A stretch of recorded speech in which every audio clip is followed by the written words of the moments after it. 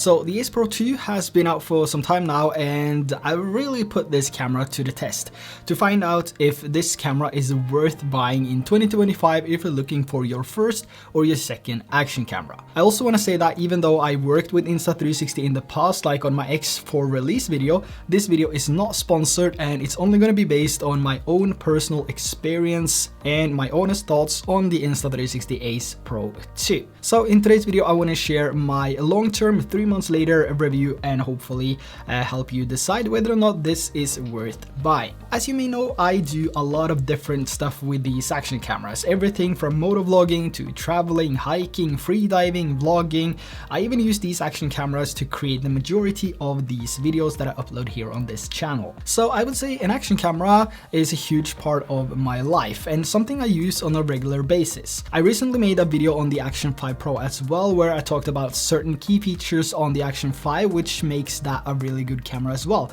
But in that video, I also talked about the Ace Pro 2 and the X4, which both are equally good in my opinion, if not a little bit better. So for me, it really comes down to what I need when I'm out shooting, whether this is on a vacation, here at home, B-rolls, A-rolls, vlogs or motovlogs, anything really. And most of the fun I have when I make these videos is actually with Insta360 products like the X4 and the Go 3S, and also the Ace Pro and the Ace Pro 2.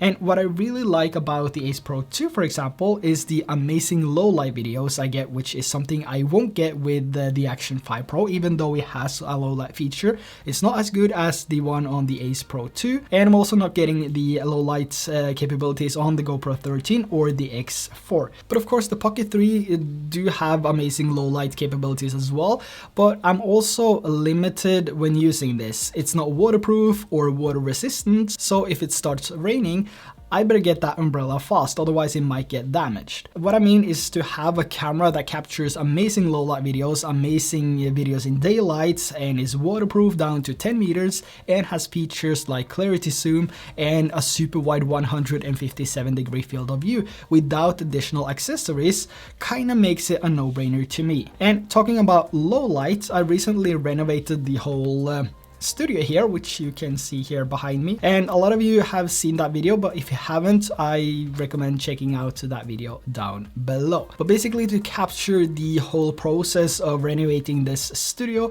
it stood between my Sony a7S III, which I'm recording with right now, the Action 5 Pro, and also the Ace Pro 2. But due to the low battery life on my a7S III and the additional work I have to do in post later, it wasn't really an option at the time. And because the Ace Pro 2 is better than the Action 5 Pro in low light, it was the obvious choice for me. I also wanted to place the camera in a corner which was wide enough to capture everything, so using the Ace Pro 2 I had both amazing low light videos, a super wide field of view, and it was much easier to set the correct framing because it has this massive flip screen, which is a lot easier to see when you're looking from the front of the camera compared to the Action 5 or the GoPro. So that was also a natural choice when it comes to choosing between the different cameras to record that process. So if you want to see how the Ace Pro 2 performs indoors in low light, then make sure to check out the video down below. I've also been using the 8K 30 FPS quite a lot, especially when out traveling, and I think this is absolutely stunning.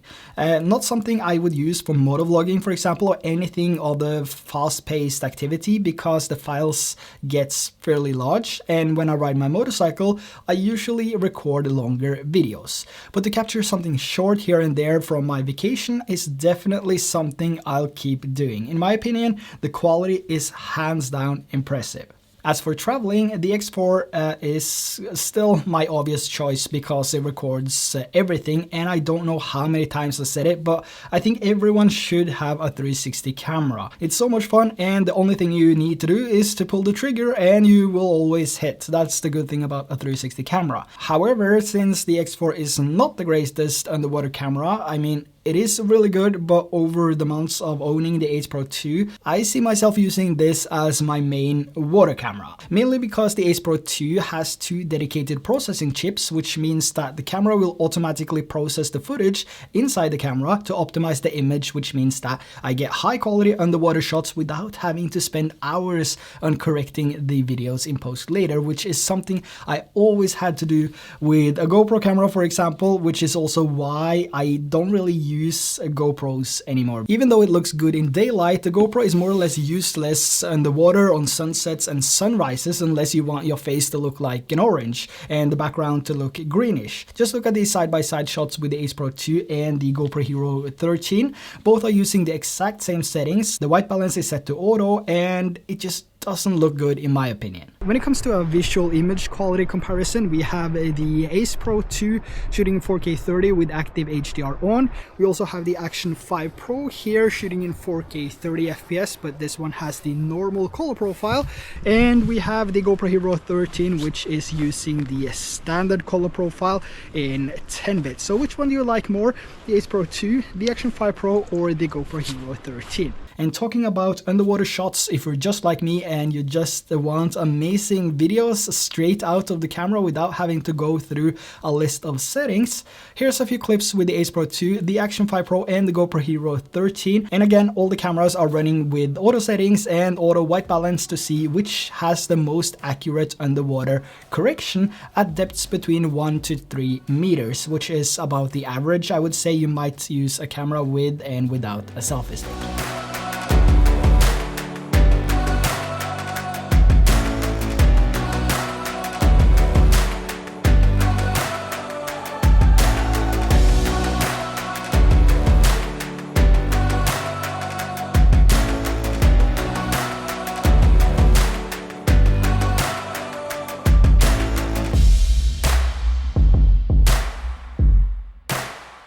Now talking about features, all these cameras here have the same basic features like time-lapse, hyperlapse, video mode, photo mode, slow motion, pre-record, loop record, and so on, except for some different features on each of these cameras. Now what I do love a lot about the Ace Pro 2 is definitely the clarity zoom, and I've said it ever since the Ace Pro was released. This is a huge reason to get this camera. Just look at these clips right here and how good the image quality is even when I enable clarity zoom.